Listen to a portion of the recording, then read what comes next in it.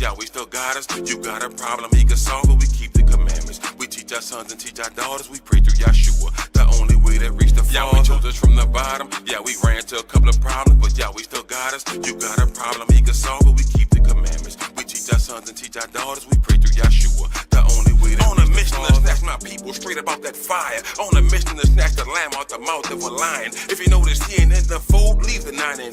To save that brother or sister somehow we left behind. Should I leave the 99 sheep to go back for the one? I mean that's still 99 and that's more than some. Yahshua came for the lost sheep, let's get him young. He might be seeking a change like the prodigal son. Wise as a serpent, homeless as doves, that's how we played. Blocking these fiery arrows, strap on my shoulder faith. Many are called, few are chosen, what the scriptures say. Jeremiah 31:21, the ship's on the way, crossing the Jordan, still waters, we want no trouble that day. Matthew 7:13, enter through the straight gates. Broad is the path of destruction, but narrow is the way. Jeremiah 31, for the new covenant we shall wait. Hebrews 8, yeah, Hebrews 8, for the new covenant we shall wait. All praise to the Most High Yahweh Elohim, praise Yah. Yahweh chose us from the bottom, yeah, we ran to a couple of problems, but Yahweh still got us. You got a problem, he can solve it, we keep the commandments. We teach our sons and teach our daughters, we pray through Yahshua, the only way that reach the Father. Yahweh chose us from the bottom, yeah, we ran to a couple of problems, but Yahweh still got us. You got a problem, he can solve it, we keep the commandments. We teach our sons and teach our daughters, we pray through Yahshua, the only way that reach the Father. Started from the bottom, now we heal. You already know what it is. Giving praise to the God of Israel. The truth has been revealed, even though a lot of men should live the whole world has been deceived for real. Read Revelation chapter 12. Time will tell who will prevail 400 year captivity. But we coming out of here, prophecy been fulfilled. Gotta live righteously, yeah, we'll see who is real and who will be out. Cause of fear, cause of doubt, who will hear and believe our report. Time to resort back to the sword. Yeah, the mighty one through the sun. Final run, we gon' fight. If it is will Ephesians 6 and 12. Yeah, we battle where the evil dwell. Hell is just a grace, so yeah, you know we walk through the valley of the shadow of death. Who shall we feel? Come on. Cause salvation is near, even though it's a war going on. Gotta keep marching on. This is for my appeals. He that has the ear, hear. It's time to go home, for real. Yahweh chose us from the bottom, yeah, we ran to a couple of problems, but Yahweh still got us. You got a problem, he can solve it, we keep the commandments. We teach our sons and teach our daughters, we pray through Yahshua, the only way that reach the Father. Yahweh chose us from the bottom, yeah, we ran to a couple of problems, but Yahweh still got us. You got a problem, he can solve it, we keep the commandments. We teach our sons and teach our daughters, we pray through Yahshua, the only way that reach the Father.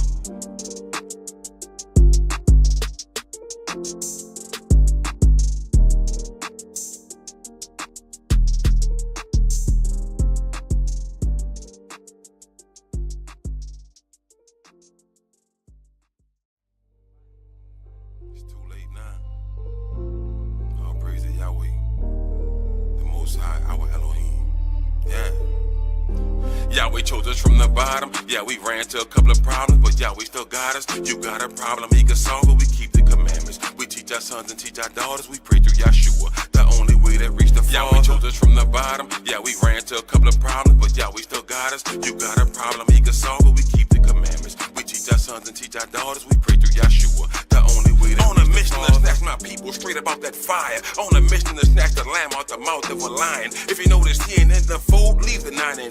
Just save that brother or sister somehow we left behind. Should I leave the 99 sheep to go back for the one? I mean that's still 99 and that's more than some. Yahshua came for the lost sheep, let's get him young. He might be seeking a change like the prodigal son. Wise as a serpent, homeless as doves, that's how we played. Blocking these fiery arrows, strap on my shoulder faith. Many are called, few are chosen, what the scriptures say. Jeremiah 31:21, the ship's on the way, crossing the Jordan, still waters, we want no trouble that day. Matthew 7:13, enter through the straight gates. Broad is the path of destruction, but narrow is the way. Jeremiah 31, for the new covenant we shall wait.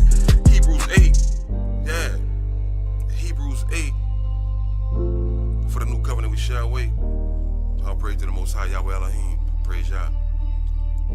Yahweh chose us from the bottom, yeah, we ran to a couple of problems, but Yahweh still got us. You got a problem, he can solve it, we keep the commandments. We teach our sons and teach our daughters, we pray through Yahshua, the only way that reach the Father. Yahweh chose us from the bottom, yeah, we ran to a couple of problems, but Yahweh still got us. You got a problem, he can solve it, we keep the commandments. We teach our sons and teach our daughters, we pray through Yahshua, the only way that reach the Father. Father. Started from the bottom, now we heal. You already know what it is. Giving praise to the God of Israel. The truth has been revealed, even though a lot of man live the whole world. They've been deceived for real. Read Revelation chapter 12. Time will tell who will prevail 400 year captivity. But we coming out of here. Prophecy been fulfilled. Gotta live righteously. Yeah, we'll see who is real and who will be out. Cause of fear, cause of doubt. Who will hear and believe our report. Time to resort back to the sword. Yeah, the mighty one through the sun. Fight a run, we gon' fight. If it is will, Ephesians 6 and 12. Yeah, we battle where the evil dwell. Hell is just a grace. So yeah, you know we walk through the valley of the shadow of death.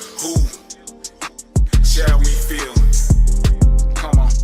Cause salvation is near, even though it's a war going on. Gotta keep marching on. This is for my pills. Either have the ill heal. It's time to go home. For real. Yahweh chose us from the bottom. Yeah, we ran to a couple of problems, but Yahweh still got us. You got a problem, he can solve it. We keep the commandments. We teach our sons and teach our daughters. We pray through Yeshua, the only way that reach the Father. Yahweh chose us from the bottom. Yeah, we ran to a couple of problems, but Yahweh still got us. You got a problem, he can solve it. We keep the commandments. We teach our sons and teach our daughters. We pray through Yeshua, the only way that reach the Father.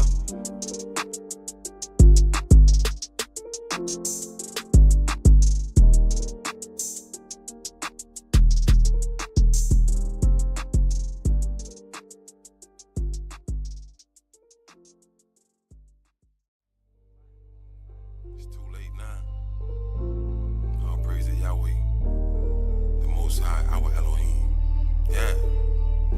Yahweh chose us from the bottom. Yeah, we ran to a couple of problems, but Yahweh still got us. You got a problem, he can solve it. We keep the commandments. We teach our sons and teach our daughters. We pray through Yeshua, the only way that reach the Father. Yahweh chose us from the bottom. Yeah, we ran to a couple of problems, but Yahweh still got us. You got a problem, he can solve it. We keep the commandments. We teach our sons and teach our daughters. We pray through Yeshua, the only way that reach the Father. On a mission to snatch my people straight about that fire. On a mission to snatch the lamb out the mouth of a lion. If you notice he ain't in the fold, leave the 99. Just say that brother or sister somehow we left behind. Should I leave the 99 sheep to go back for the one? I mean that's still 99 and that's more than some. Yeshua came for the lost sheep, let's get him young. He might be seeking a change like the prodigal son. Wise as a serpent, homeless as doves, that's how we played. Blocking these fiery arrows, strap on my shoulder faith. Many are called, few are chosen, what the scriptures say. Jeremiah 31:21, the ship's on the way, crossing the Jordan, still waters, we want no trouble that day. Matthew 7:13, enter through the straight gates, broad is the path of destruction, but narrow is the way. Jeremiah 31, for the new covenant we shall wait.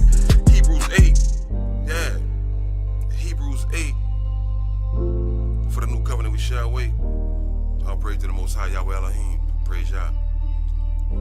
Yahweh chose us from the bottom. Yeah, we ran to a couple of problems, but Yahweh still got us. You got a problem, he can solve it. We keep the commandments. We teach our sons and teach our daughters. We pray through Yeshua, the only way that reach the Father. Yahweh chose us from the bottom. Yeah, we ran to a couple of problems, but Yahweh still got us. You got a problem, he can solve it. We keep the commandments. We teach our sons and teach our daughters. We pray through Yeshua, the only way that reach the Father. Started from the bottom, now we heal. You already know what it is. Shalom Facebook, Shalom YouTube. Welcome to our history class. Tonight, we're in the book of Genesis. We just got started last week, so we're going to start in Genesis chapter 3. But before we get started, does anyone have any questions? I forgot, which one you want? The red one, man.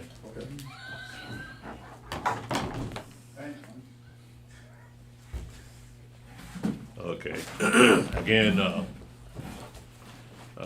we're starting a brand new cycle of our history classes, starting in Genesis, and then we'll go all the way through the historical parts of the Bible, all the way up to Esther, Yahweh with it. Again, this is Genesis chapter 3, verse 1. Now the serpent was more subtle than any beast of the field which Yahweh Elohim had made. And he said unto the woman, Yea, hath Elohim said, You shall not eat of every tree of the garden? And the woman said unto the serpent, We may eat of the fruit of the trees of the garden, but of the fruit of the tree which is in the midst of the garden, Elohim hath said, You shall not eat of it, neither shall you touch it, lest you die. Now this is, I want you to notice something that we kind of overlook sometimes when we're reading this. She's never called by her name. she's always said the woman. She hadn't gotten a name yet. Adam hadn't called her by her name, so she's always the woman. And I find it interesting that of all the trees that Adam and Eve were not supposed to eat of, is right in the middle of the garden. Like, it's sitting right there. And like they're not gonna notice it. But let's look at the, let me see.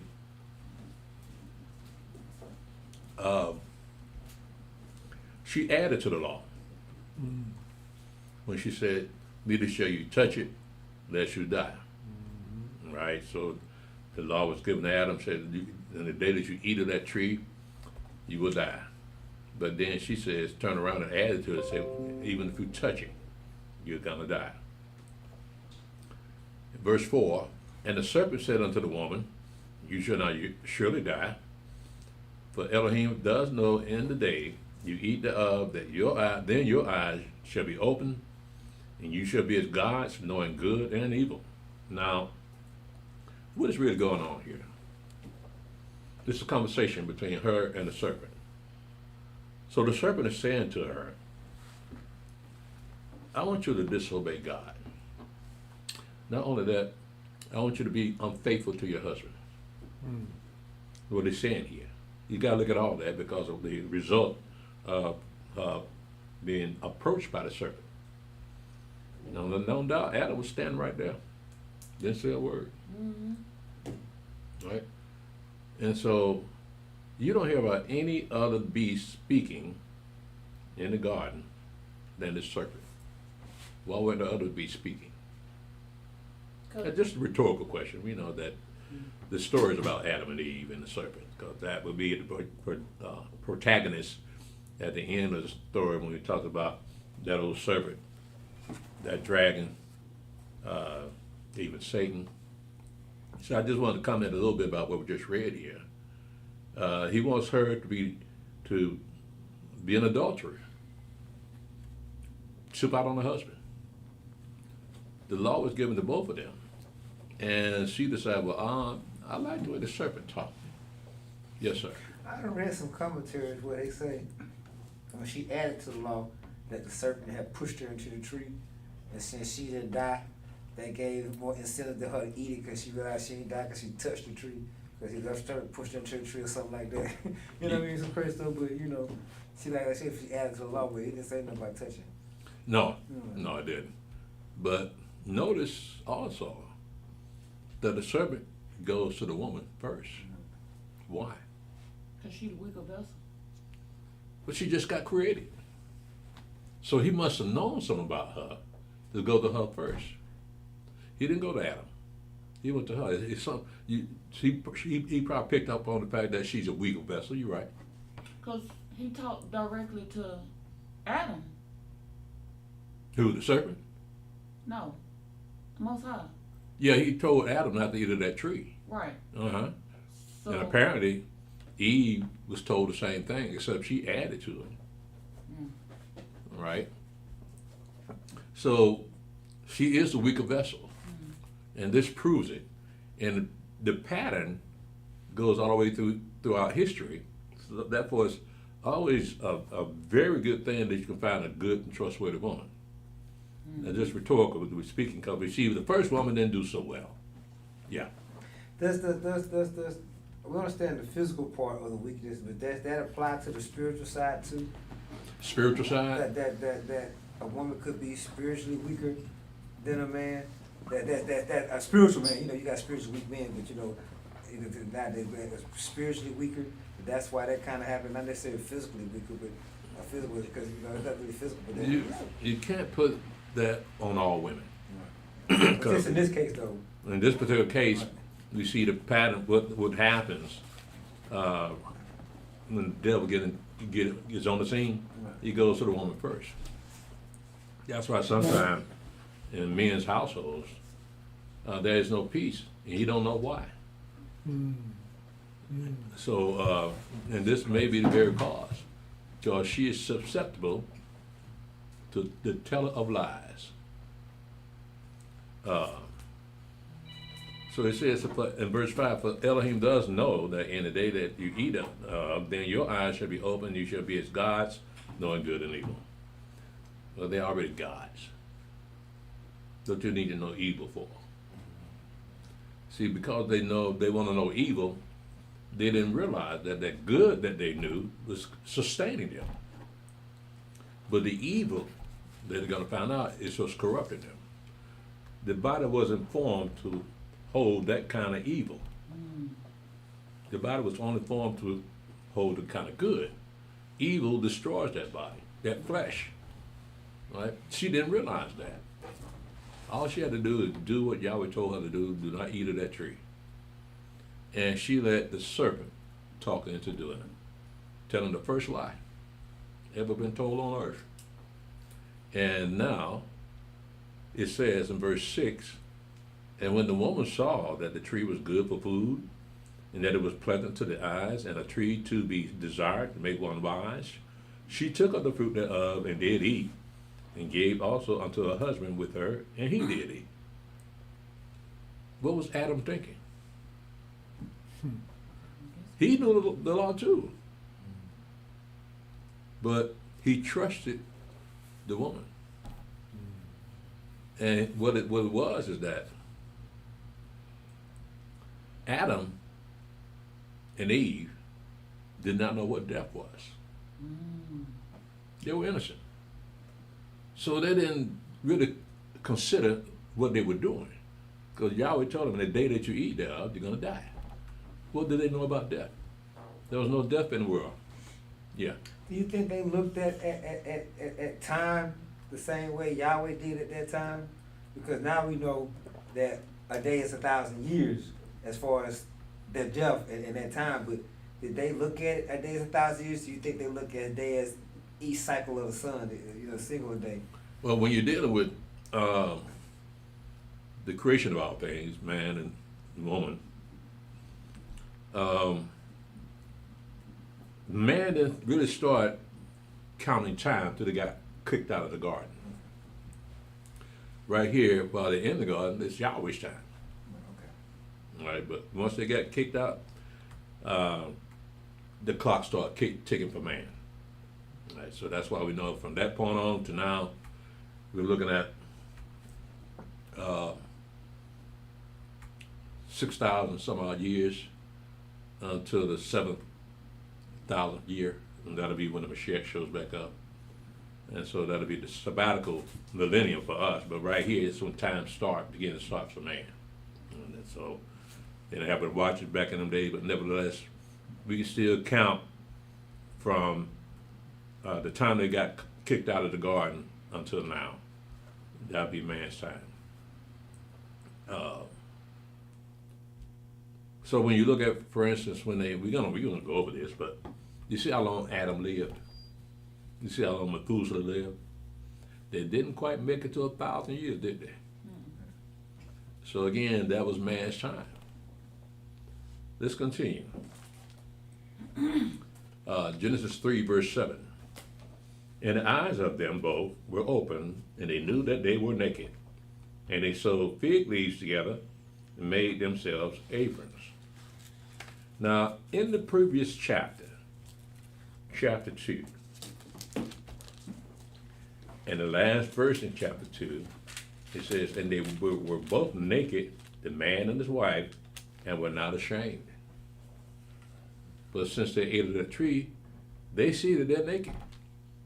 They didn't pay any attention to it before because that's how innocent they were. They had when it comes to nakedness, they had a mind of a child. But all of a sudden they grown up and they see that, hey, what's going on here? I'm seeing some things I never noticed before. Both of them saying that, right? So you could look at them as both as little babies that run around with the diapers off, don't know that they're naked. Mm-hmm. They didn't know they were naked when they got of that tree. Now you see what nakedness is. So they're ashamed of themselves. Why would they be ashamed of themselves? I mean, they sewed the fig leaves together, right? Why? I mean, you're naked. Because What's lust it- got created, right? Hmm? Because lust was created then. They got the lust began. But how did they know to do that? To sew fig leaves together and hide the certain parts of their body they hadn't seen before. They want to hide that now. Why? They've never felt shame before. And they're looking at each other in shame. They're looking at it saying, we shouldn't have done that. Let's see if we can hide our shame from Yahweh. Right? They're ashamed of themselves. They're beginning now. They are in the beginning, and now they are ashamed of themselves because now Yahweh's going to know that they did eat of that tree. That he told them, don't eat none of it. Let's continue. In verse 8, and they heard the voice of Yahweh Elohim walking in the garden in the cool of the day. And Adam and his wife hid themselves from the presence of Yahweh Elohim amongst the trees of the garden. And Yahweh Elohim called unto Adam and said unto him, where art thou? And he said, I heard thy voice in the garden, and I was afraid because I was naked and I hid myself. And he said, who told thee that thou wast naked? Hast thou eaten of the tree whereof I commanded thee that thou shouldest not eat? And the man said, the woman whom thou gavest to me be with me. She gave me of the tree, and I did eat. And Yahweh Elohim said unto the woman, what is this that thou hast done? And the woman said, the serpent beguiled me, and I did eat. And Yahweh Elohim said unto the serpent, because thou hast done this, thou art cursed above all cattle, and above every beast of the field. Upon thy belly shalt thou go, and thus shalt thou eat all the days of thy life. And I will put enmity between thee and the woman, and between thy seed and her seed. It shall bruise thy head, and thou shalt bruise his heel. Now, a lot of people don't pick up on this, but that's actually talking about the children of Israel and the Mashiach. Because women do not carry seed, the man carries seed. It says here, and I will put enmity between thee and the woman, and between thy seed and her seed. So it's not talking about a regular woman here. It's actually talking about Yahweh's wife. It shall bruise thy head, and thou shalt bruise his heel. So it's going to be continual antagonism between the both good and evil. So what we have here, when he said, it shall bruise thy head, the head carries the brain, the mind. So that's a little bit more terrible than somebody bruising your heel. What would be considered the seed of the serpent? The heel, The seed of the serpent. What would be considered the seed of the serpent? What would you consider as the seed of the serpent? people that worship Satan. Yeah. The serpent, but actually the serpent is just a beast. They just had Satan in him, but Satan, the serpent has a bad curse. And so that's why, of all the people of the earth, the Hebrews do not like them serpents. I don't like them either. But they got to have a place, they got to live out the curses that are upon them. So you got to ask yourself, will there be serpents on the new earth? I haven't heard about any animal being on that new earth. Y'all got the tree of life and the river of living waters. But as far as meat, animals, there won't be any animals on that new earth because there won't be any sacrifices. So it's going to bring a change, a brand new start for mankind. So we're going to be vegetarians on that new earth then. Vegetarians. Right. But yeah, that's what you're going to be. Just like Adam and Eve were. Yeah, they didn't eat meat. So they ate from the ground. So that's why, but when you read about what Paul said in Romans chapter 14, he said those that do not eat meat are considered weak. Even though we call them vegetarians now. But Paul was looking at them as, y'all weak, y'all can't even eat meat. That's how you looked at people like that. So of course they had vegetarian back in that day, but they're probably ridiculed. But yeah, most of the time they ate meat. Let's continue. Verse 16, unto the woman he said, I will greatly multiply thy sorrow and thy conception, and thou shalt bring forth children, and thy desire shall be to thy husband, and he shall rule over you. Yahweh saw that a woman gonna need a man to rule over her, to protect her from things like this. So he can see that that serpent gonna go to that woman first before he go to the man, if that's his plan. So with a husband, she has protection. She has a covering. That covering keeps her from any other person that comes into her life. They'll see that this woman is married. If you know the kind of women that you have over there in some of those Muslim countries, the women are very, very conservative. They cover themselves up from head to toe. And they like it that way. So they're a little bit more like we used to be than where we are now. Yeah. So the husband, as far as the covering, he's the covering, but when a woman with iniquity or whatever she does that I guess unrighteous, whatever, does that fall on the husband? That falls on herself? Is the husband, is husband part of that? You know what I mean? Part of what? Let's say it's whatever sin or whatever she does, you know. Yeah, he makes atonement for his wife. Okay. Like being the head of the household, Right. being the priest of the household. But does that fall on him or does that fall on her? He just have to make atonement for her. Yeah. Well, let's look at an example of in Numbers. Excuse me. I think in Numbers chapter 5, one of them that has to do with women making vows. Right. So and if a woman makes a vow, the husband does not allow her to make that vow, then she cannot make that vow. But if she does make the vow, he doesn't say anything against it, she can go ahead and make that vow. So that is the power of the husband in the household. Same thing with his daughter. And so we have that same situation. He's got to protect his wife and family. And this is how he does it. Being the head of the household, that's the way it was supposed to be. But it's been like that even to this day, except here in America. They don't look at men as the head of households anymore here. So I did. Numbers 30. Hmm? That be in Numbers 30. 30? Okay, Numbers 30. When they make that vow. I did BTS this past Shabbat called The Lessons of Eve. The Lessons of Eve. And we went over this and a bunch of more things that women have to deal with because of Eve. Because women got a lot more to deal with than men do.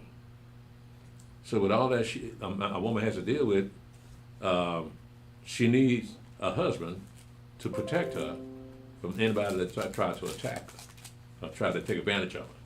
She needs a man. Again, that's how Yahweh had it set up there. And it says, your desire should be to your husband. So you can't have anybody else. From now on, that's your husband. Not the serpent. So your desire was the serpent at first. Now you desire to your husband. And see, this is the first time we hear about children being born. There was no need to talk about children before they sinned. But now Eve is finding out that she's going to be a mother. She's never been a mother before. And my question is this. Now, we're going to keep on reading. But how is it that she's going to be a mother? She doesn't know what a mother is. And how does she know how to become a mother? How does Adam know how to become a father? It's just natural. The spirit was put in them? The what now? The spirit was put in them? What spirit? Just being natural It's just natural. We never figured it out like you was when you was young. You figured it out. Yeah, You figured it like out. nobody. No, told that us, I'm afraid it don't work that way. Just Figure it out. sitting at the table, each other looking at it. But what we do now? You figured it out. No, listen now. Consider what we just read, and see how is it they knew what to do. The reason that they knew what to do is because they ate of the tree of the knowledge of good and evil. That's how they knew. Now I'm jumping the gun a little bit on here, but nevertheless, the question eventually has to be asked: how did they know how to do it? How did they even know? I mean, what did they do? Walk together and holding hands? Or Watching the animals. what did they do next? So again, they had to find out from the eating of the tree of the knowledge of good and evil. That's how they know. I remember seeing a Gentile on television used to have his own TV show. I don't know if y'all remember him or not. Old guy. He was getting letters from people that watching it, and they asked him, how did Adam and Eve know how to calculate? You know what he said? He said they watched the animals. That's what I just. That's why I was laughing. That's what I just said. What, you said that? I whispered it. She heard it. She heard Yeah. it. Oh, you heard it That's before? why I was laughing so hard. Because that's what he just said. Oh, yeah, see, that's why, yeah, man. Was it Bill Cosby? No. No, this white guy. Oh. He wore You heard- glasses. Yeah, Yeah. old guy. Yeah, I saw Had a him. flag in the back of him. Mhm. That's him. Yeah, you used to watch it too, huh? I mean, yeah, he knew a little something, He but did. Just a little. he when he said that, but he knew a lot for a Gentile. Let me put it that way. All right, he read his book, but nevertheless, when he said they watch the animals, I don't think that's the way it went down. But he tried. You know. Let's continue. So we see that now this is not a curse either. What he's doing to Eve, a lot of people say that that's a curse. No, it's not a curse. I would put it more as punishment. You can't say she's cursed with this. Because we don't have to go, like I said, we don't have to go through what women have to go through. Women can die when giving birth. And that pain, even the process of giving birth is very, very painful. I don't know what that feels like, but they say it's worse than a toothache. And it's worse than being kicked in the you know what. Ain't no pain like that. So let's continue. Verse 17, Genesis 3, verse 17. And unto Adam he said, because thou hast hearkened unto the voice of thy wife, and hast eaten of the tree of which I commanded thee, saying, thou shalt not eat of it, cursed is the ground for thy sake, in sorrow shalt thou eat of it all the days of thy life. Thorns also and thistles shall it bring forth to thee. Thou shalt eat the herb of the field. In the sweat of thy face shalt thou eat bread till thou return unto the ground, for out of it was thou taken, but dust thou art, and unto dust shalt thou return. Well, how come it didn't say he goes to heaven? Like them Christians. See, they just transgress one law. Christians transgress the law all the time, but yet they go to heaven. People don't see the contradiction in that, but that's religion for you. Verse 20, and Adam called his wife named Eve because she was the mother of all the living. Now he gives her a wife, gives his wife a name. After she done screwed up the whole garden, now he give her a name. But what does the name mean? Mother of all living, right? Well, that kind of throws a wrench in the vision that there were two creations. The one in chapter 1 and the one in chapter 2. Right? But if she's the mother of all living, then there could have been two creations. What it was the desire in chapter 1 to let us make man after our image and after our likeness. And in chapter 2, it tells you how it was done. So it's just one creation. It was just one man, one woman. It wasn't another people somewhere else that Yahweh created. And if he did, what happened to them after the flood? See, it falls down, the theory falls down that there were two creations. It's not but one. And to this day, white folks say that aliens out there in the world, we cannot be by ourselves. It's impossible. So that's my white folks. They think out the box. But they don't know how to get back in the box. Verse 21. Unto Adam also and to his wife did Yahweh Elohim make coats of skins and clothe them. Well, this was the first death. An animal had to be sacrificed, and the skin taken off their bodies and to cover up Adam and Eve's nakedness. What is the Hebrew word for covering?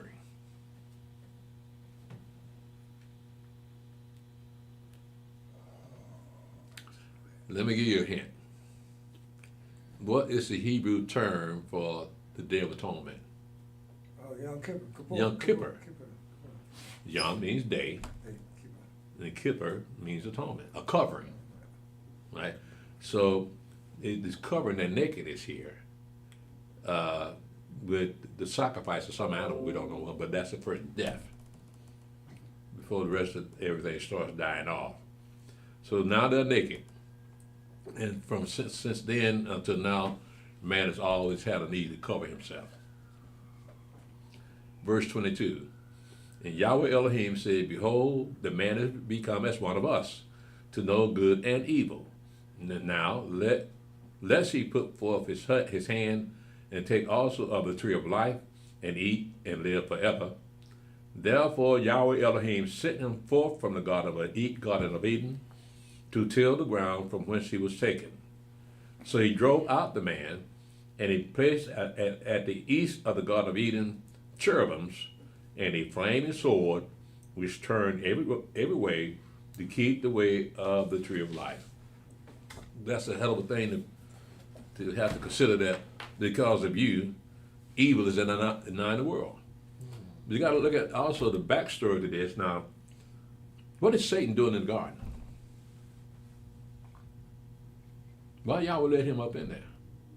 Because once they lied and ate of the tree, Adam lost dominion over the earth. Now Satan has dominion over the earth from that point on. Had man not ate of that tree, had not sinned, they still have dominion over the earth and all the animals and everything in it. But he lost that dominion to Satan. Now Satan's the prince of this world, right?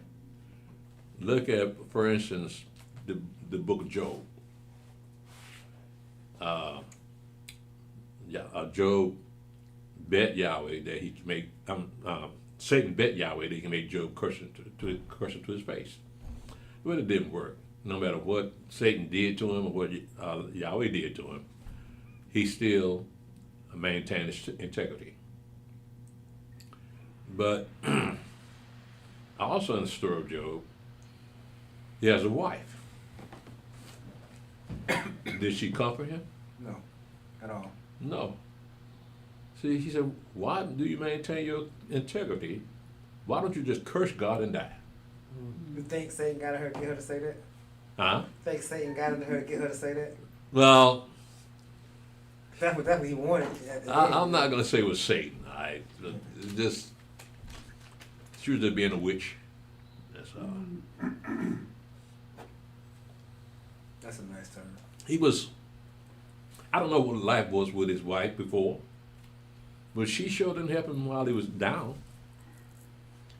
But apparently, that was his wife. And he probably been living with her all his life. He had children by her. And so that's part of married life, is have a wife like that. Now he's sick as a dog, and she's not offering any help to him. No words of comfort. I try to make a poultice or something to cover up all those boils and sores on him. The man is suffering, and this is all you got to tell him? Curse God and die? Really? Well, I mean, the man took it, you know. He didn't get upset with her, but nevertheless, she exposed herself as to what kind of woman she is. Yeah. But at the end of all that, after the sons that Job lost, Yahweh gave him some more sons, so he had to have another wife. You don't think about that same wife, huh? No, he don't tell you anything about her. But if he had some more sons, then yeah, he had either another wife or she died, the first one died, and he married again. Right, so we don't know. That's some of the mysteries in that particular relationship, because you can tell that she didn't love him. She wouldn't even comfort him. He had to have his partner show up and talk to him, try to ease his nerve. But his wife, she stayed away from him. Let's continue. So we have Adam and Eve got kicked out of the garden. This is when man time starts. While they were in the garden, it was like in a bubble where time had no bearing on them. But now real life begins for Adam and Eve. They never had to go through this before. And this is Genesis chapter 4, verse 1. And Adam knew Eve, his wife, and she conceived and bare Cain, and said, I have gotten a man from Yahweh. And she again bare his brother Abel. And Abel was a keeper of sheep, and Cain was a tiller of the ground. And in process of time it came to pass that Cain brought of the fruit of the ground an offering unto Yahweh. And Abel also brought the firstlings of his flock and of the fat thereof, and Yahweh had respect unto Abel and to his offering, but unto Cain and to his offering he had not respect. And Cain was very wroth, and his countenance fell. Why didn't Yahweh have respect to Cain's offering? I always say because of first fruits. He brought the fruit of the land, but it wasn't the first fruit of the land. Like it says with Abel, it says the firstlings. He brought the firstlings of the flock, like the firstborn, you know what I mean? Yeah. But Cain didn't bring, it don't say first fruit, it just say fruit of the ground. It don't say like the first fruit or the best of the fruit. He just brought some fruit. Well, how did he know to bring a lamb? Because Abel? Yeah, how did he know to Because bring? he was working with the lamb. He working with the animals, and Cain was working Yeah, with the field. I know, but why did he pick a lamb to sacrifice to Yahweh? Because both of them want to make sacrifices, right? But how did he know that's what was needed? Because of the sin of his father. Because of what? The sin of his father. The sins of his father. Yeah, because I guess it might have been whatever clothing they had, they realized when they sinned, the animal got sacrificed so we could have clothes. They passed that knowledge down, I guess. Well, you go back to chapter 3, you see. It says in verse 21, and unto Adam also and to his wife did Yahweh Elohim make coats of skins and clothe them.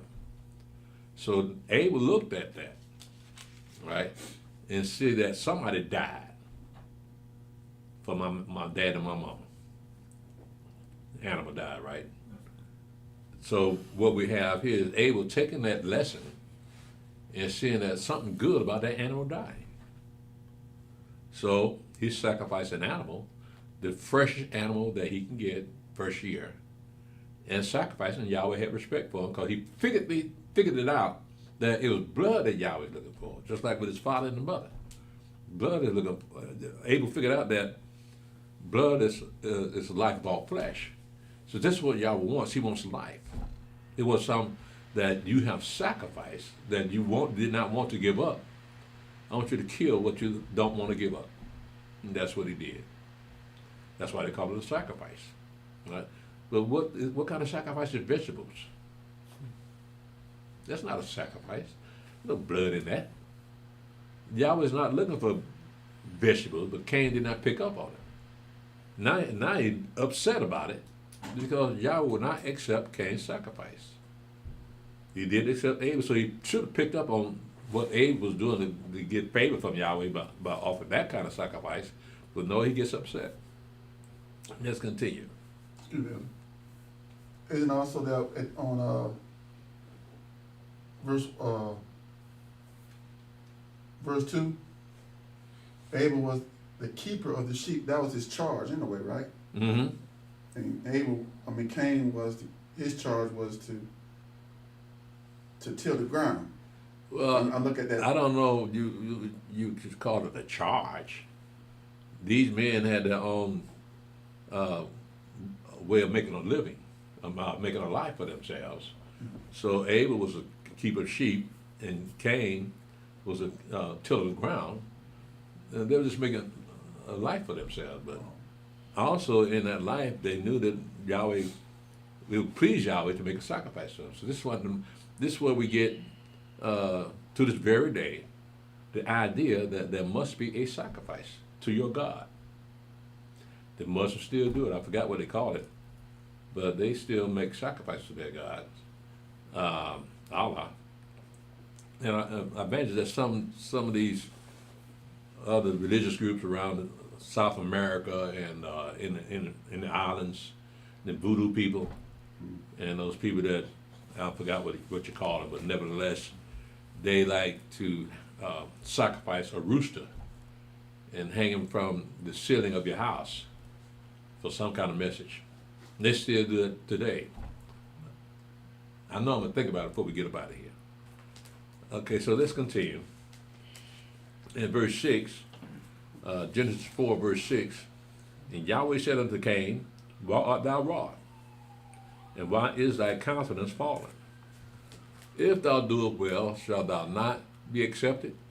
If thou doest not well, sin lieth at the door, and unto thee shall be his desire, and thou shalt rule over him. Do you understand what he's saying here?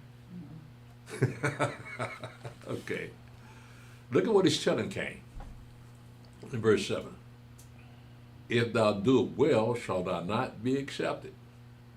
Now, consider the purpose of the sacrifice. Most sacrifices are sin sacrifices. It says, if thou doest well, shalt thou not be accepted. So he didn't do well, but he didn't bring the right sacrifice.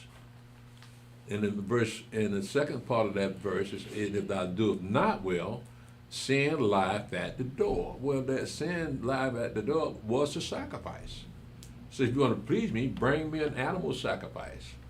It says, and unto thee shall be his desire, and thou shalt rule over him. So he's trying to let him know in all big way that what you gave me wasn't satisfying. I want you to give me the sin sacrifice. That's why he says sin lieth at the door. He's talking about the sin sacrifice. And you shall rule over him, which means bring me that. Don't bring me no greens and tomatoes. Bring me an animal blood in it, just like your brother Abel did. All right? Didn't pick up on it, apparently, because he should have known that Abel, there was something about Abel's sacrifice that was acceptable, and something about his sacrifice was not acceptable, so he should have talked with Abel, looked at Abel and said, well, maybe I should do what Abel did. Bring a blood sacrifice to Yahweh. Instead, let's look at what he said. In verse 8, Genesis 4, verse 8, and Cain talked with Abel, his brother, and it came to pass when they were in the field that Cain rose up against Abel, his brother, and slew him. Now, again, if we understand verse 7, where Yahweh is offering him to get him a sin sacrifice, and that'll be acceptable to me. But he didn't pick up on it, so now he's killed his brother. This is the first murder. But was it Cain that killed his brother? Who was it? Serpent. Well, the Was serpent. that him? The serpent ain't in this right here. But it was him. And what, in Cain? Mm-hmm. What is that serpent called today? The devil. Let's see. Let's go to John chapter 8. I mean, I thought all bad was because the serpent is in Well, we want to put the dot in that I Okay. and the cross on that T. What was going again? I'm sorry. John chapter 8. And let's see how the Mashiach looked at that.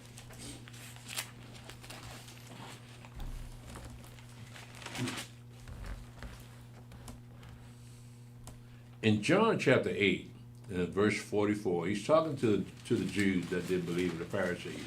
He says, "You are of your father the devil, and the lust of your father you will do. He was a murderer from the beginning, and abode not in the truth, because there is no truth in him.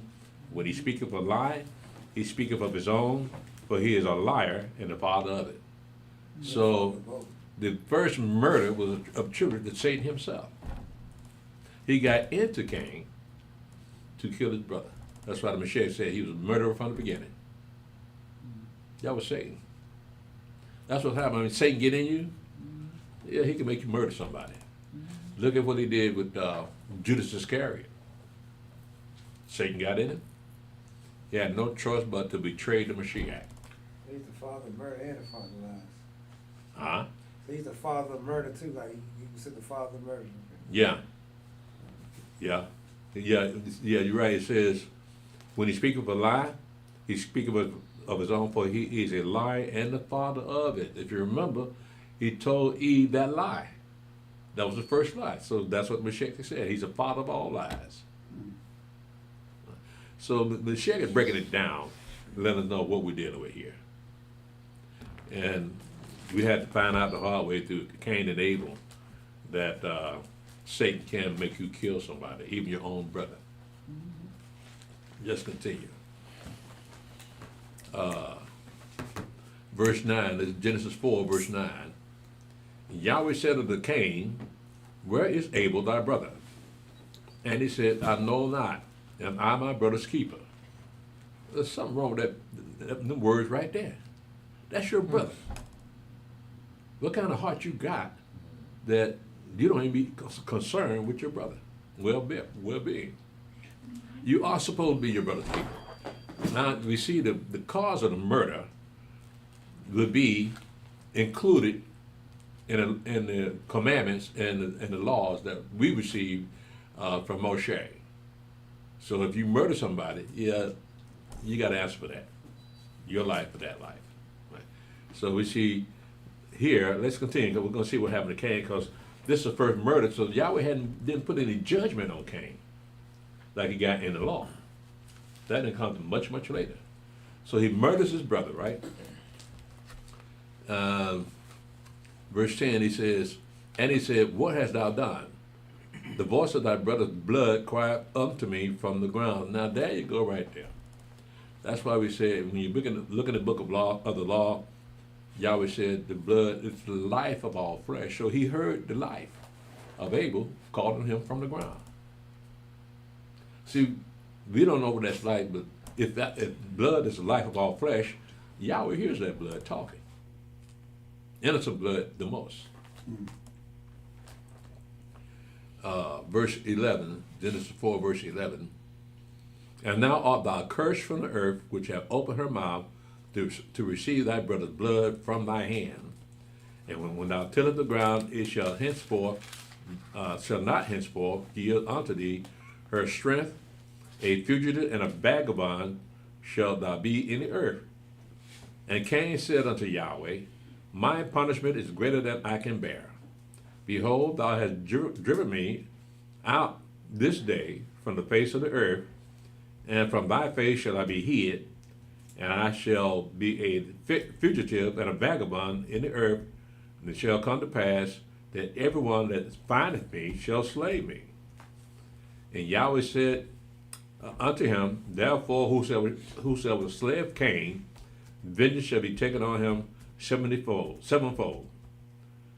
Yahweh set a mark upon Cain, lest any finding him should kill him." Apparently there are some more people in the earth there. Who are these people? His brothers and sisters. Brothers and sisters. Cain brothers and sisters. Yeah. Brothers and sisters. Because you remember now, Adam and Eve had children outside of Cain and Abel. right? They're the only ones having babies right now, right? Nobody else is having babies. Only Adam and Eve are having babies. So the story is about Cain and Abel, but when you read, for instance, in verse 16, it says, "And Cain went out from the presence of Yahweh and dwelt in the land of Nod on the east of Eden. And Cain knew his wife, and she conceived and bare Enoch. And he built a city and called the name of the city after the name of his son Enoch." Who is this woman? His sister. Yeah, that's his sister. Who else is out there? These are also Adam and Eve's daughters. Now, you got to remember now, Adam lived to 930 years old. So he had plenty of time to have a bunch of children. Now, it tells you when Adam died, but it'll tell you when Eve died. Tell you how old he was. He died when he was 930 years old, but nevertheless, we never hear about what happened to Eve. Then come to find out, she go to NCCI.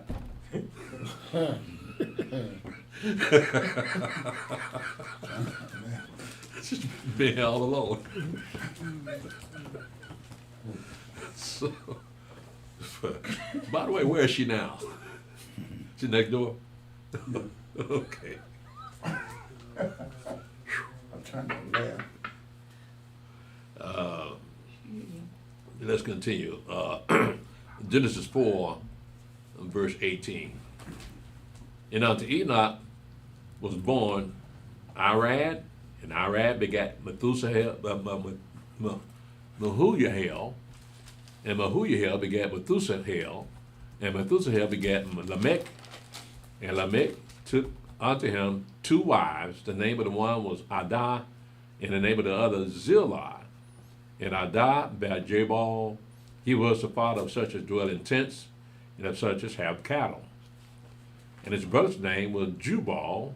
He was the father of all such as handled the harp and organ.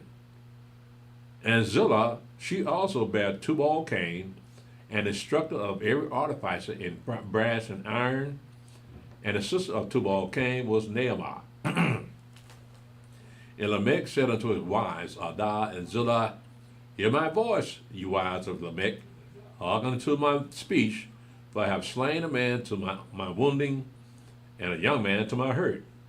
If Cain shall be avenged 7-fold, truly Lamech 70 and 7-fold.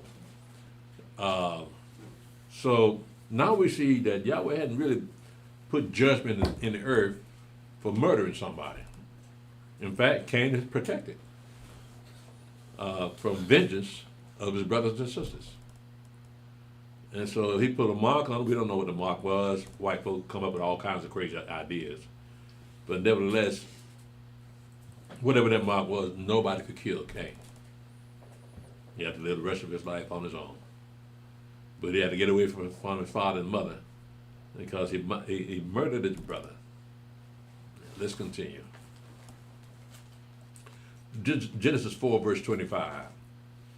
And Adam knew his wife again, and she bare a son, and called his name Seth.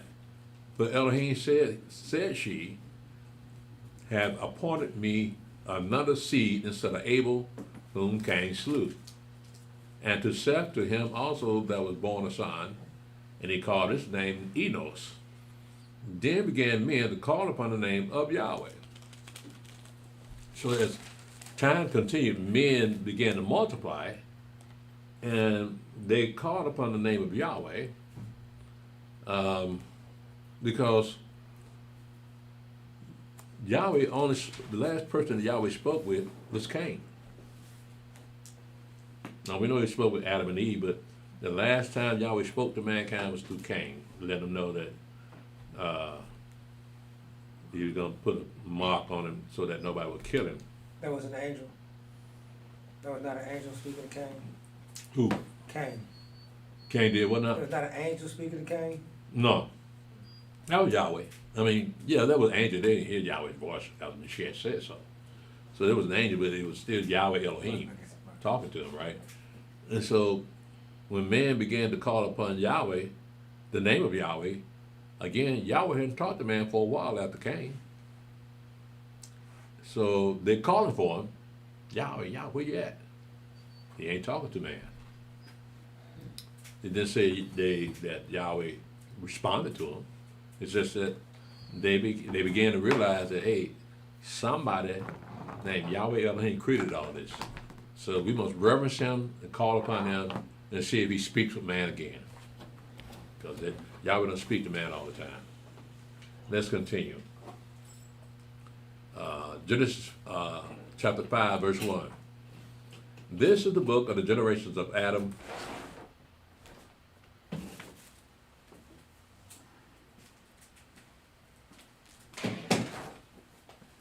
What? Let's go get the lamp. Hmm? I'm gonna turn this lamp. Yeah. Put the light on out there, bro. Oh yeah.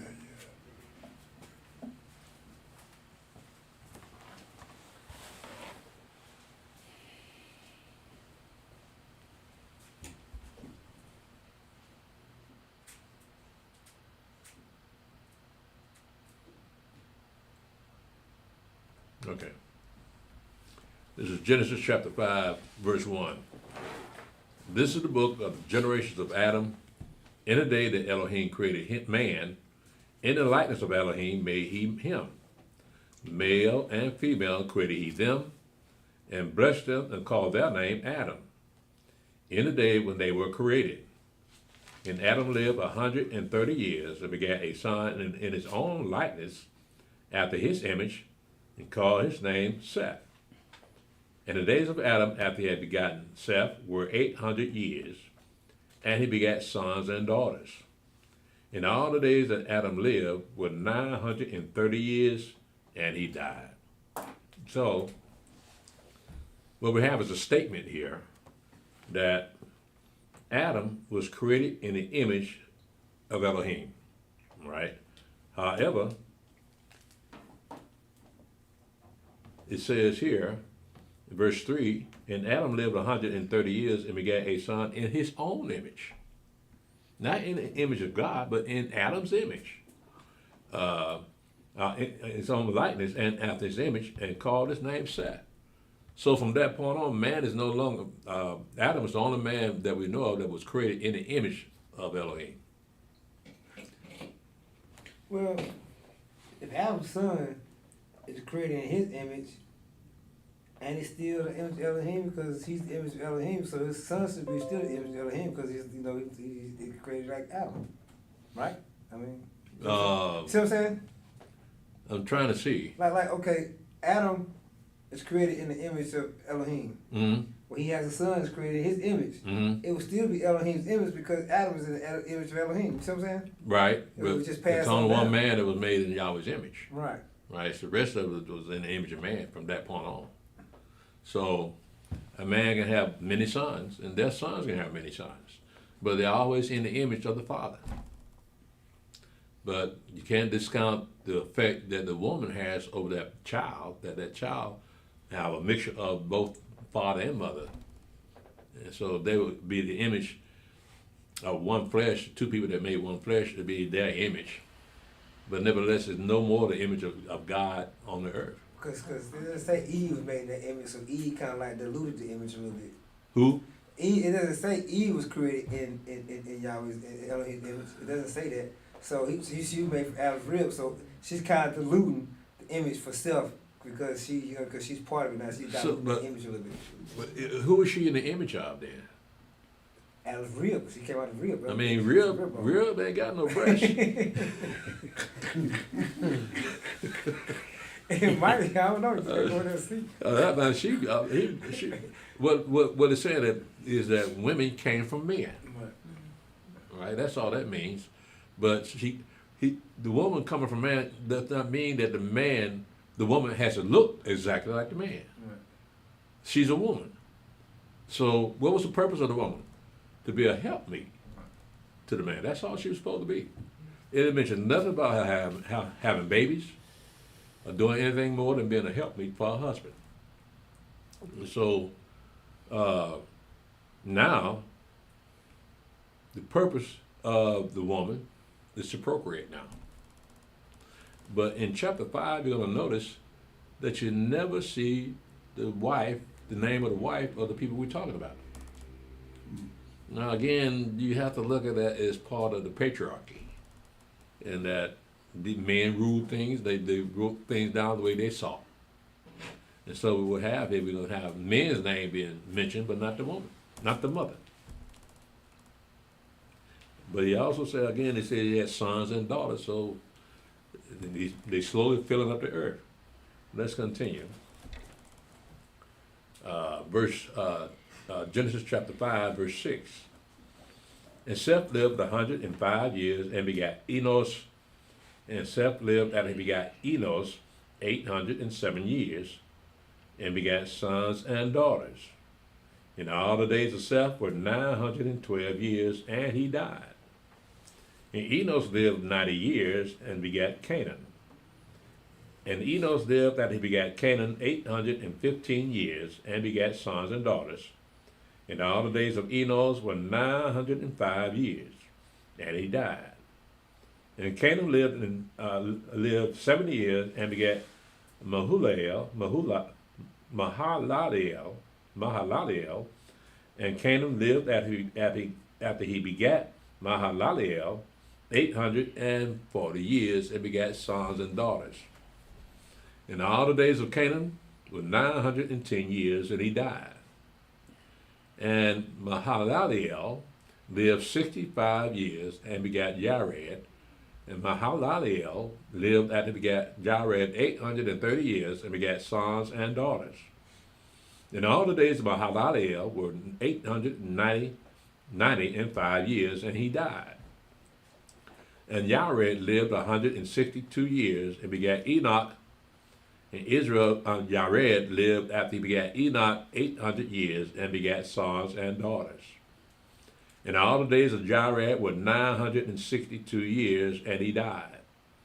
And Enoch lived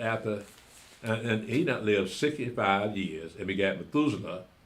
And Enoch walked with Elohim after he begat Methuselah 300 years and begat sons and daughters.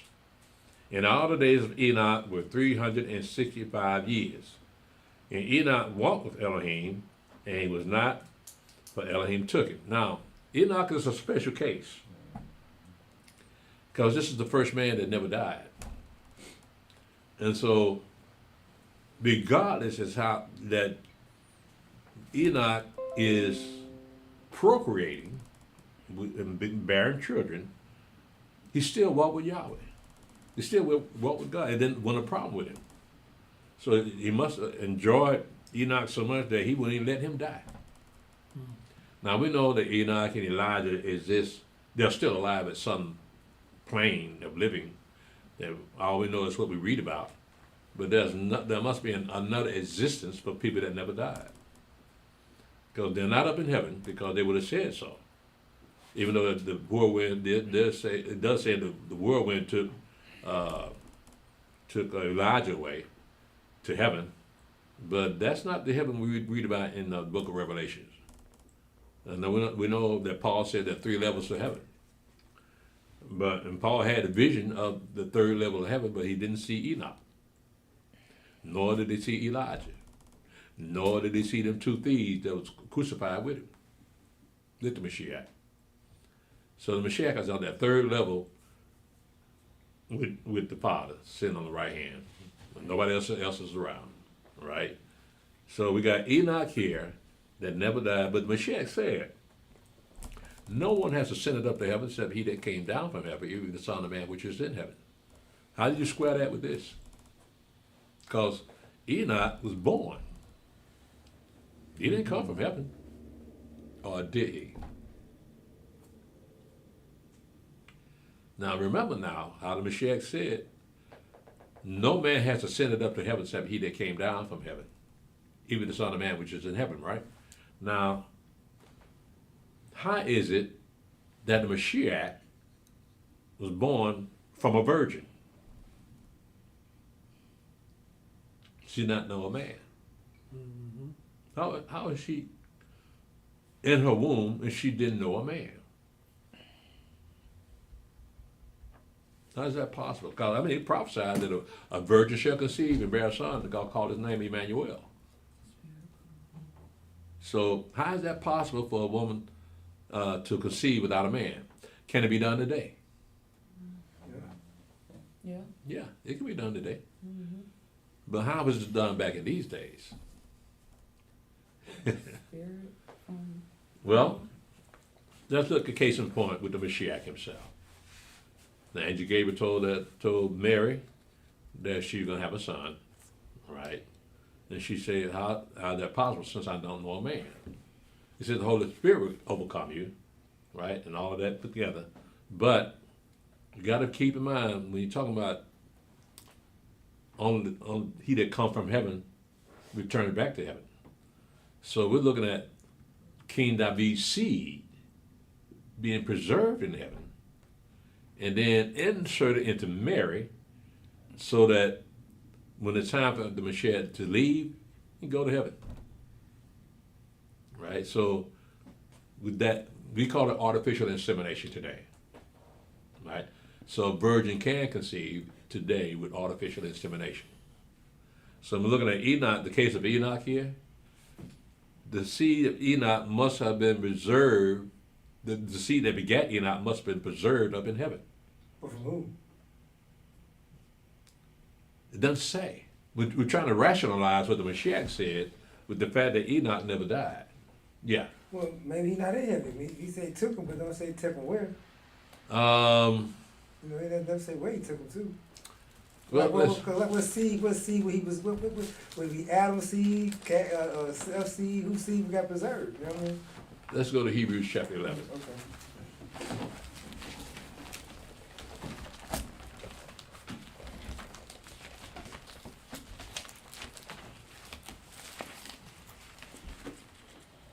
That's another question. Now we're on that. How did David's seed get up there anyway? David C. get up there? I'm just, I know it's David's seed, but just like, it just makes you think like, how you work that out? You know what I mean? The same thing with Enoch. How did Enoch's seed get up there? I mean, his father was Jared, right?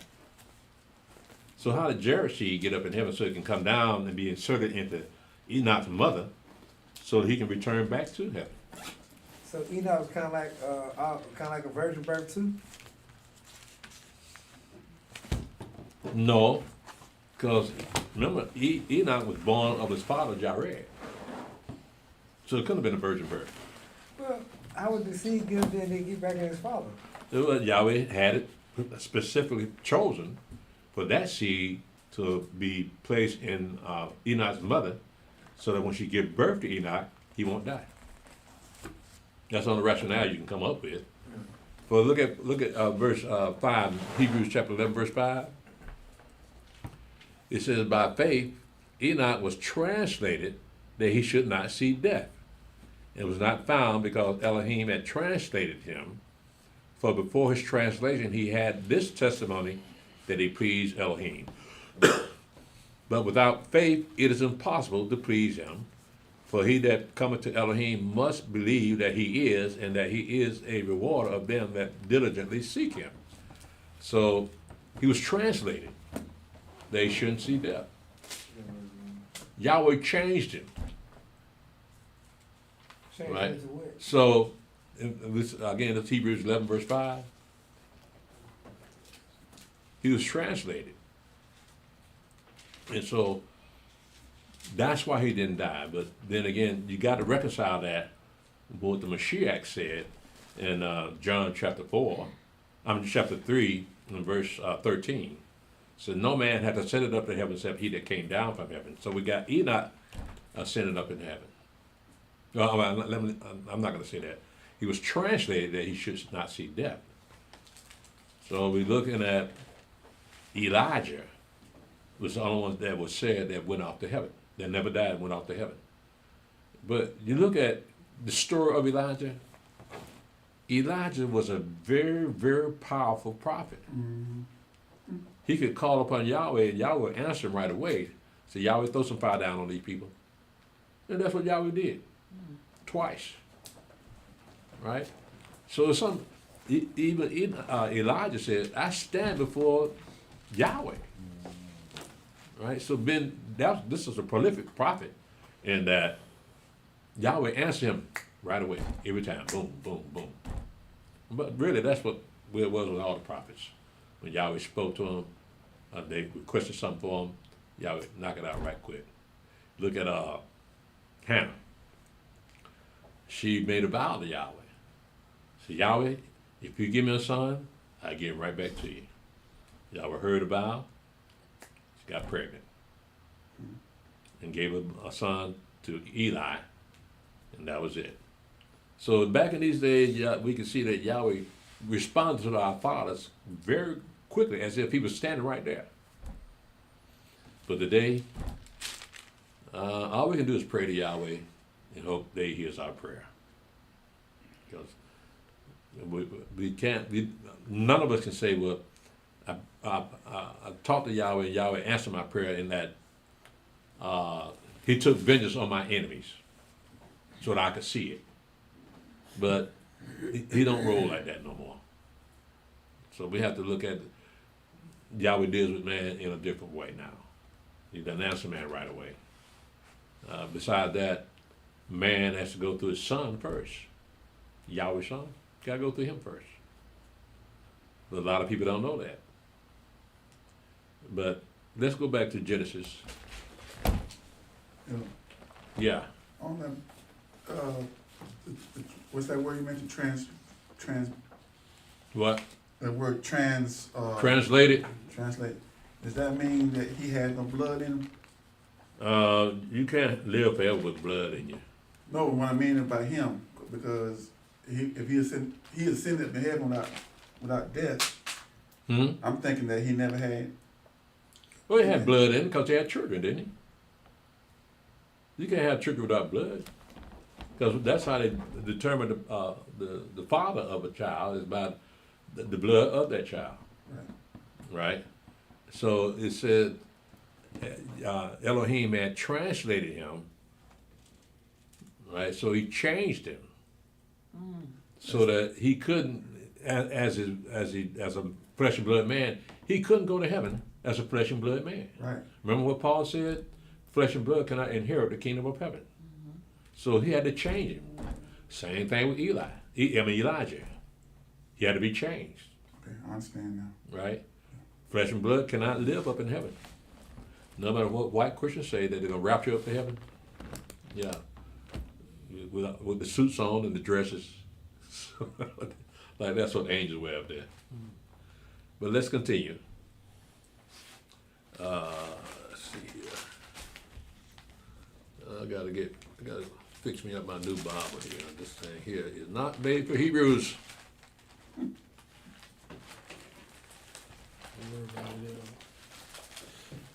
Okay, let's continue. It's a new Bible. This one too. Verse 26. I pick up verse 25. Genesis 5, verse 25. And Methuselah lived 187 years and begat Lamech. And Methuselah lived after he begat Lamech 782 years and begat sons and daughters. And all the days of Methuselah were 969 years, and he died. And Lamech lived 82 years, and begat a son. And he called his name Noah, saying, This same shall comfort us concerning our work and toil of our hands, because of the ground which Yahweh hath cursed. And Lamech lived after he begat Noah 595 years, and begat sons and daughters. In all the days of Lamech were 777 years, and he died. And Noah was 500 years old, and Noah begat Shem, Ham, and Japheth. Now, again, this is the same men that are counted in the Meshach's genealogy when you go up to Luke. I think it's Luke chapter 3. Yeah. They go, just like they did in Matthew chapter 1, they went over the Meshach genealogy all the way to Abraham. And so we got in chapter 3 of Luke, we got a genealogy on Mary's side that goes all the way back to Adam, right? In that particular genealogy, they call Adam the son of God.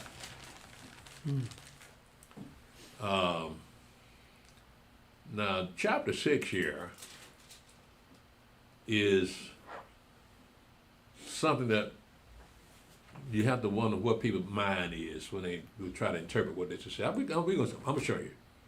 This is Genesis 6, verse 1.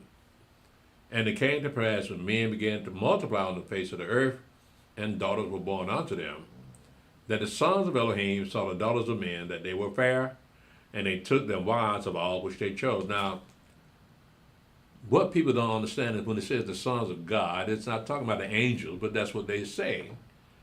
He said, and what they're saying is that the sons of God saw the daughters of men, that they were fair, and they took them wives of all which they chose. Now, if these were angels, how could they get married? Because remember what the Sadducees tried to trick the Mashiach into talking about the resurrection, right? And he told them they need to marry or give it a marriage, or ask the angels. Angels don't marry, right? So how is it that people think that these are angels and they took them some women? See, these are fallen angels. I think they call them Nephilim. These are supposed to be fallen angels. It didn't say they were fallen. These are the sons of God. We're talking about from Adam all the way down to Noah. Yeah. These are considered the firstborns that started acting like tyrants, right? Who? These are like the firstborn in that line, all the firstborn. Yeah, yeah. Those are the names that you see in chapter 5. These are the firstborn. They have brothers and sisters after that.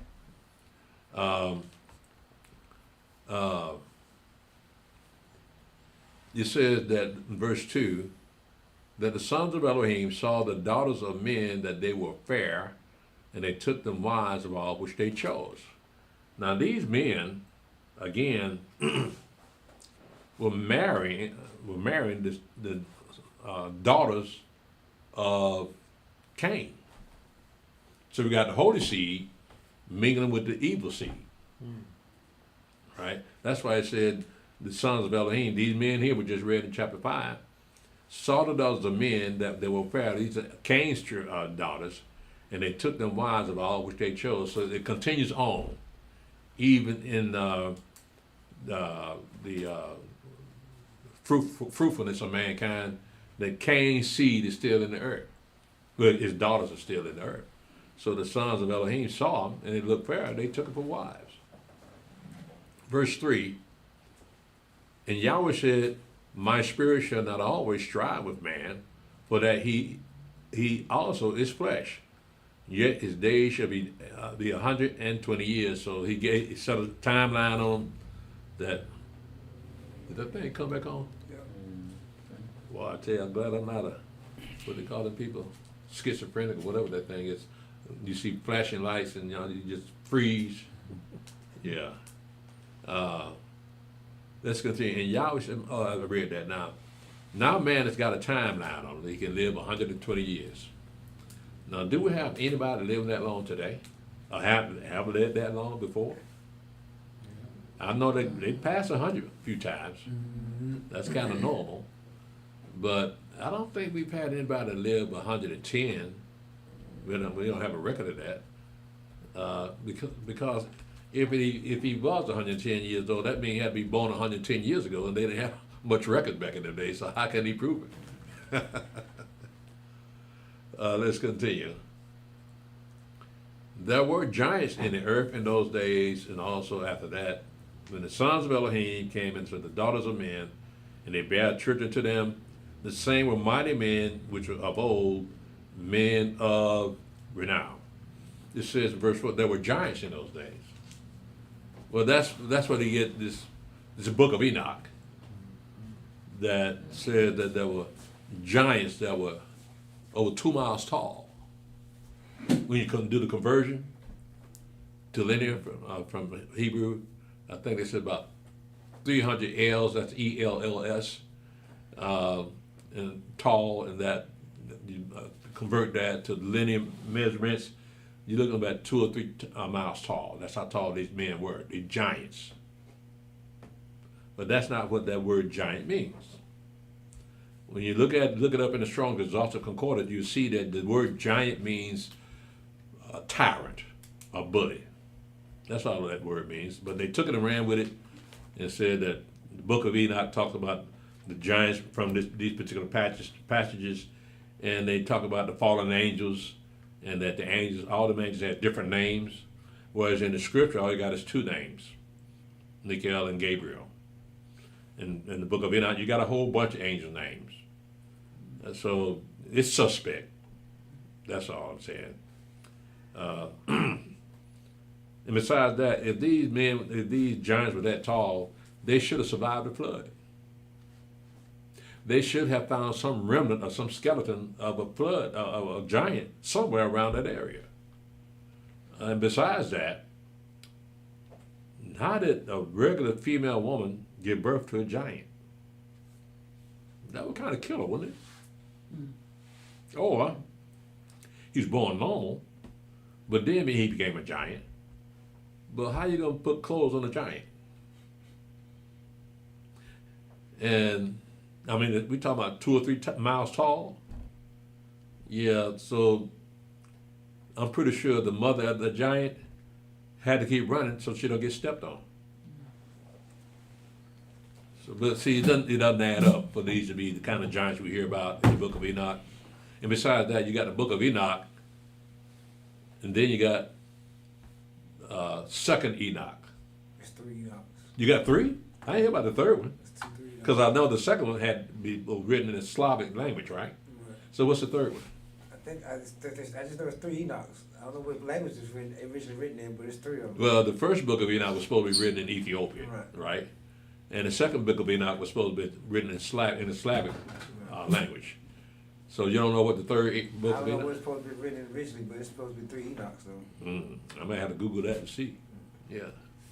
Let's continue.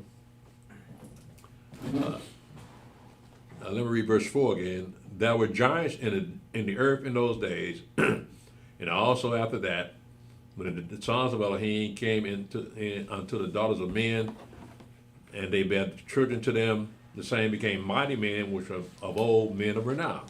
Right? And Elohim saw the wickedness of man was great in the earth, and that every imagination of the thoughts of his heart was only evil continually. And repented Yahweh that he had made man on the earth, and it grieved him at his heart. And Yahweh said, I will destroy man whom I have created from the face of the earth, both man and beast, and the creeping thing and the fowls of the air, for it repented me that I had made them. But Noah found grace in the eyes of Yahweh. These are the generations of Noah. Noah was a just man and perfect in his generations, and Noah walked with Elohim. And Noah begat 3 sons, Shem, Ham, and Japheth. The earth also was corrupt before Elohim, and the earth was filled with violence. And Elohim looked upon the earth, and behold, it was corrupt, for all flesh had corrupted his way upon the earth. And Elohim said unto Noah, the end of all flesh is come before me, for the earth is filled with violence through them. And behold, I will destroy them with the earth. Make thee an ark of gopher wood, rooms shalt thou make in the ark, and shall pitch it within and without with pitch. And this is the fashion which thou shalt make it. The length of the ark shall be 300 cubits. That's about 450 feet, using today's measurements. And the breadth of it, 50 cubits, that's 75 feet. And the height of it, 30 cubits, that's 45 feet. A window shalt thou make to the ark, and in a cubit shalt thou finish it above, and the door of the ark shalt thou set in the side thereof, with lower, second, and third story shalt thou make it. And behold, even I, do bring a flood of waters upon the earth, to destroy all flesh, wherein is the breath of life from under heaven, and everything that is in the earth shall die. But with thee will I establish my covenant, and thou shalt come into the ark, thou and thy sons and thy wife, and thy sons' wives with thee, and of every living thing of all the flesh, 2 of every sort shalt thou bring unto the ark, to keep them alive with thee. They shall be male and female. of fowls after their kind, and of cattle after their kind, and of every creeping thing of the earth after his kind, 2 of every sort shall come unto thee to keep thee alive, and to keep them alive. I'm sorry. I know he wasn't eating meat at that time, so I had to look at that again. Verse 21, and take thou unto thee of all food that is eaten, and thou shalt gather it to thee, and it shall be for food for thee and for them. Thus did Noah, according to all that Elohim commanded him, so did he. Now remember now, they have never eaten meat before. They've always eaten vegetables. They've been herbs, right? Let's continue. And Yahweh said unto Noah, come thou and all thy house into the ark, for thee have I seen righteous before me in this generation. Of every clean beast thou shalt take to thee by sevens, the male and its female, and of the beasts that are not clean, by 2, the male and its female. Of fowls also the air by sevens, the male and the female, to keep seed alive upon the face of all the earth. For yet 7 days will I cause it to rain upon the earth 40 days and 40 nights. And every living substance that I have made will I destroy from off the face of the earth. And Noah did according to all that Yahweh commanded him. And Noah was 600 years old when the flood of waters was upon the earth. And Noah went in, and his sons and his wife, and his sons' wives with them, into the ark because of the waters of the flood. Of clean beasts and of beasts that are not clean, and of fowls, and of everything that creepeth upon the earth, that went in 2 by 2, 2 and 2, unto Noah into the ark, the male and the female, as Elohim had commanded Noah. And it came to pass after 7 days that the waters of the flood were upon the earth. And the 600th year of Noah's life, in the 2nd month, the 7th day of the month, the same day were all the fountains of the great deep broken up, and the windows of heaven were open. So this is the only way you can flood the whole earth. You can't flood the whole earth with 40 days of rain. So remember now, when the creation of all things, Yahweh put a firmament between the waters. So it split the waters from on top of the firmament, and you got the waters on the earth. So when it says here, in verse 11, it says, in the 600th year of Noah's life, in the 2nd month, the 17th day of the month, the same day were all the fountains of the great deep opened up, and the windows of heaven were open. Were broken up and were open. So you remember, I know y'all seen it, that there is an ocean under the ocean. Have y'all seen this? Mm-hmm. Yeah. There's an ocean under the ocean, so you got deep waters. It's more water than land on this earth. So it doesn't surprise you that that waters come up from the ocean and filling the earth up with water, and then you got waters coming from above the firmament, and they're filling the earth with water. So it ain't just the rain that's coming down. Because, I mean, it's getting rain for 40 days, but it'll never flood the earth. So they had to have something else happening over here. A lot of waters were coming from somewhere during those 40 days, right? So it had to come from heaven, it had to come from earth. And the rain was upon the earth 40 days and 40 nights. In the 17th day, entered Noah and Shem and Ham and Japheth, the sons of Noah, and Noah's wife, and the 3 wives of his sons with them, into the ark. They and every beast after his kind, and all the cattle after their kind, and every creeping thing that creepeth upon the earth after his kind, and every fowl after his kind, every bird of every sort. And they went in unto Noah into the ark, 2 and 2 of all flesh, wherein is the breath of life. And they that went in male and female of all flesh, as Elohim had commanded him, and Yahweh shut him in. And the flood was 40 days upon the earth, and the waters increased and bare up the ark, and it was lifted up above the earth. And the waters prevailed and were increased greatly upon the earth, and the ark went upon the face of the waters. And the waters prevailed exceedingly upon the earth, and all the high hills that were under the whole heaven were covered. and 15 cubits upward did the waters prevail, and the mountains were covered. So when he says 15 cubits, we're talking about 22.6 feet above the highest mountain. So again, what happened to the giants? Because if you're 2 or 3 miles tall, then you should be taller than a mountain. See, they ain't got no explanation for that. And all flesh, verse 21, and all flesh died that moved upon the earth, both of fowl and of cattle, and of beasts, and of every creeping thing that creepeth upon the earth, and every man. All in whose nostrils was the breath of life, and of all that was in the dry land died. And every living substance was destroyed which was upon the face of the ground, both man and cattle, and the creeping things, and the fowl of the heaven, and they were destroyed from the earth.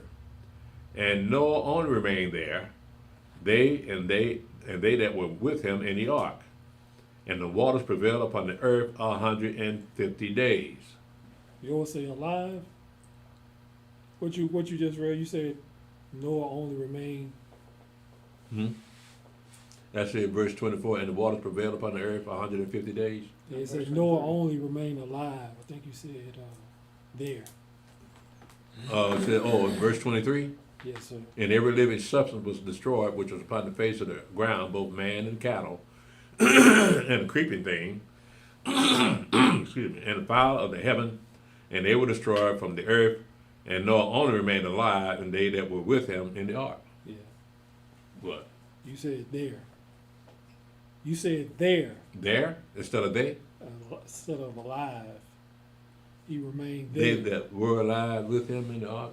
Yeah. I said there. Yeah, you said remain. You said Noah only remained there, but it's Noah only remained alive. You corrected it now. You just came from out of town, Yeah, didn't you? you got the last one.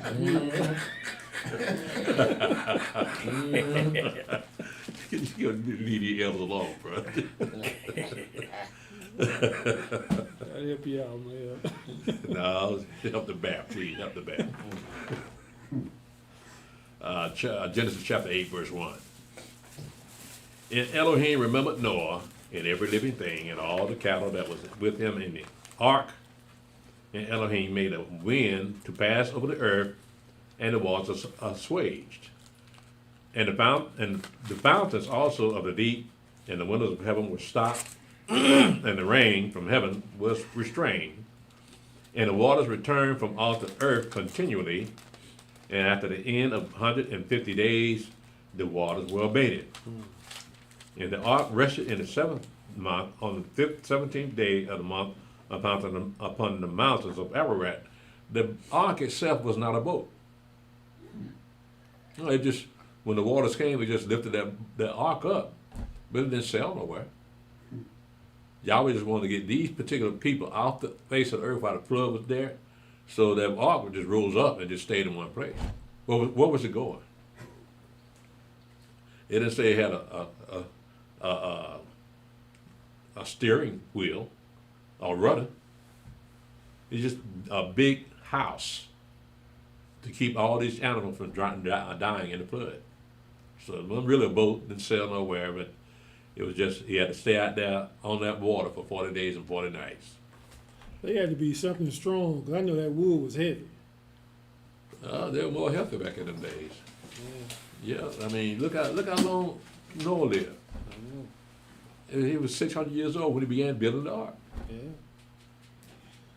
So I'm pretty sure the boys was in good shape too. There wasn't no pollution, the water was fine, didn't have nothing wrong with the water. So they were healthy people back in them days. So I can imagine, I mean, you look at 1,000 years later when Asahel and is chasing down one of the people that diabetes supposed to help, they run in and carry the conversation. How do you run? I mean, you look at the Olympics. Right. They be hauling ass at the Olympics, right? It's just like a couple of them Olympic runners just start talking while they're running. So, like, it's no big deal back in there, but they were healthy. My point is they weren't healthy. So we look at Noah and his boys, they were healthy too. So building that ark, look how long it took them to build it. You gotta look at that, it took them 100 years. Yeah. Yeah, to build that ark. So It ain't like they was in rush. Yeah. So I mean, they had to gather all the animals from around the world and bring them into the ark. So that took a little time too. Yeah.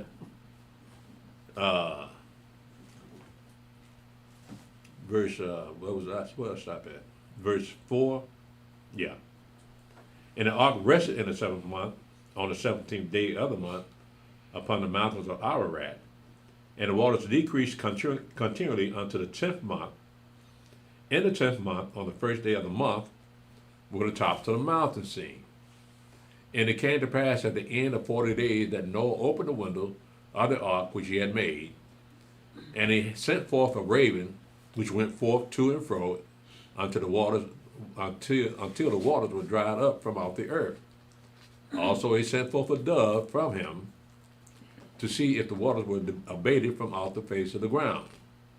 But the dove found no rest for the sole of her foot, and she returned unto him into the ark, for the waters were on the face of the whole earth. Then he put forth his hand and took her and pulled her in unto him in the ark. And he stayed yet other 7 days. And again he sent forth the dove out of the ark. And the dove came in to him in the evening, and lo, in her mouth was an olive leaf plucked off. So Noah knew that the waters were abated from off the earth.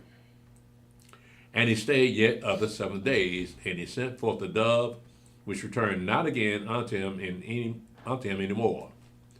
And it came to pass in the 601st year, in the 1st month, the 1st year of the month, the waters were dried up from off the earth, and Noah removed the covering of the ark, and looked, and behold, the face of the ground was dry. And in the 2nd month, on the 7th and 20th day of the month, was the earth dry. And Elohim spake unto Noah, saying, Go forth of the ark, and thou, thy wife, and thy sons' wives with thee. Bring forth thee every living thing that is with thee of all flesh, both of fowl and of cattle, and of every creeping thing that creepeth upon the earth, that they may breed abundantly in the earth, and be fruitful, and multiply upon the earth. And Noah went forth, and his sons, and his wife, and his son's wife with him.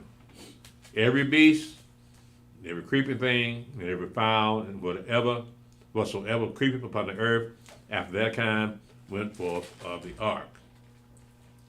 And Noah built an altar unto Yahweh, and took of every clean beast, and of every clean fowl, and offered burnt offerings on the altar. And Yahweh smelled a sweet savor, and Yahweh said in his heart, I will not again curse the ground any more for man's sake. For the imagination of man's heart is evil from his youth, neither will I again smite any more everything living as I have done. While the earth remaineth, seed time and harvest, and cold and heat, and summer and winter, and day and night shall not cease. Let's see here. I think I need to stop here. Chapter 9 is pretty big. There's a lot I want to say about chapter 9. But before we dismiss, does anyone have any questions? Okay. Let's see what's happening in chat.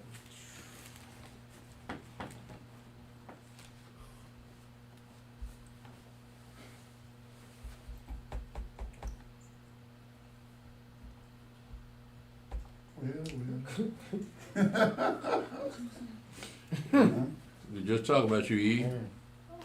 Yeah. How you make it so far? I have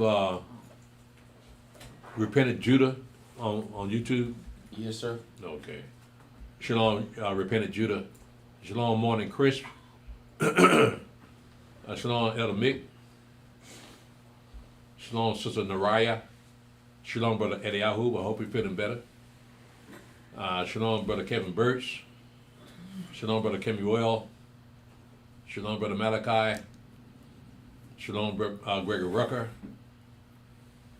Shalom, Susie Garman. Shalom, Sister Angeline Rowe. That's up in Canada. Shalom, Elder Hiram.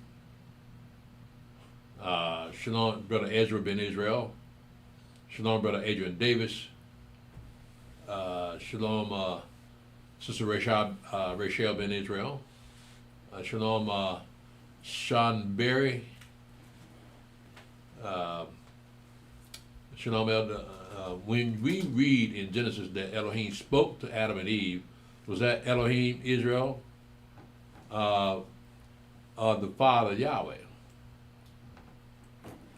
Well, let's go to John chapter 8. No, chapter 5. John chapter 5. Let's see if that's what they heard. Was it Israel or was it Yahweh, the Father?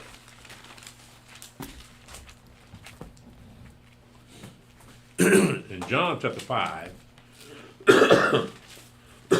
it says, in John chapter 5, verse 37, it says, and the Father himself, which hath sent me, have borne witness of me. You have neither heard his voice at any time, nor seen his shape. So even though you have in the scripture, it says, for thus saith Yahweh. Yahweh said this, Yahweh said that. Yahweh did this, Yahweh did that. That wasn't Yahweh. Even though he gets the glory, that wasn't him. Because when you go up into Acts chapter 7, you see where Moshe received the law through the deposition of angels. But he introduced to the children of Israel to Yahweh. And he always said that it's Yahweh to do all of this. But that was an angel that had Yahweh. Remember the angel of the burning bush? Mm-hmm. He said, I'm God. I'm the God of your father. I'm God of Abraham, Isaac, and Jacob. So he had the authority to use Yahweh's name, but that was an angel. So nobody has ever seen or heard Yahweh's voice. So to answer your question, no, that was more than likely they were dealing with angels. It wasn't Elohim Israel or the Father, Yahweh. No, it wasn't. Neither one. It was an angel. That shows how powerful Yahweh is. You can't deal with Yahweh in his own form, if he has a form. So he has to have those angels that stands in for him to deal with man. Shalom, Brother Mickey Anderson, Brother Levi, the believer. Shalom, Brother Mickey Anderson. Shalom, Melinda Curry. Shalom, Neil Dapi. Somehow I feel like I'm saying that wrong. Shalom, Don Don. Shalom, Wonder M. Shelton. Shalom, Brother Abraham. Shalom, Brother David Reed. My mother passed away on my birthday, January 29, 2026. Thursday, keep me in your prayers always. Well, with a name like that, it don't look good.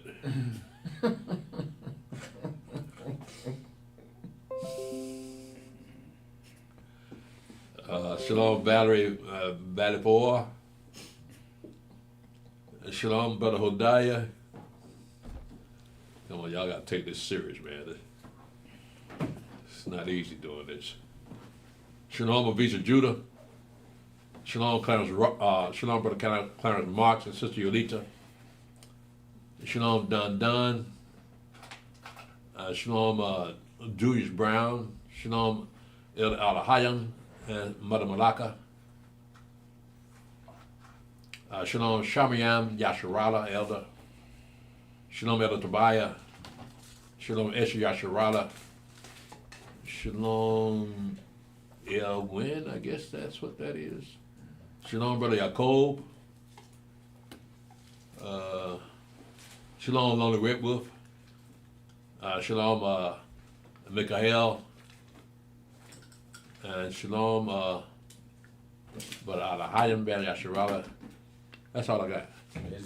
That's it. Oh. All right. I thought we'd last a little bit longer than that, but we still got a few more minutes. But we're looking at Genesis chapter 9, and I don't want to rush through that. 9 and 10. So those are very important chapters in Genesis.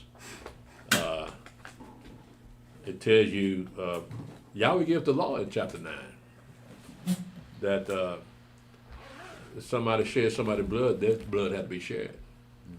So there's a lot of changes gonna happen in chapter 9 after the flood. So we had to pick that up next week. Yeah, no, that's the Passover. Next, Mhm. Wednesday.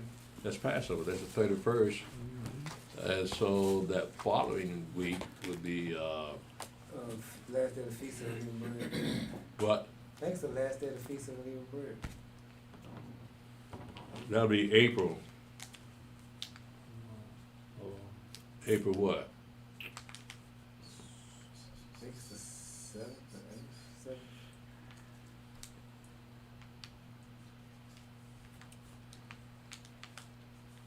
And next week is, That's 31st. the next 31st. So it'll be April, let's see here. That 31st on a Tuesday. It'll be the 7th. Yeah, okay. All right, we'll set it up for that. But that's the last day of the Feast of Unleavened Bread, though, right? Yeah, Yeah. that'll be the Feast of Unleavened Bread, so we gotta go Be even the further. 14th. So it'll be the 14th. Is this thing plugged up? Cause it's saying your battery's running low. Mine came out there fast too, maybe.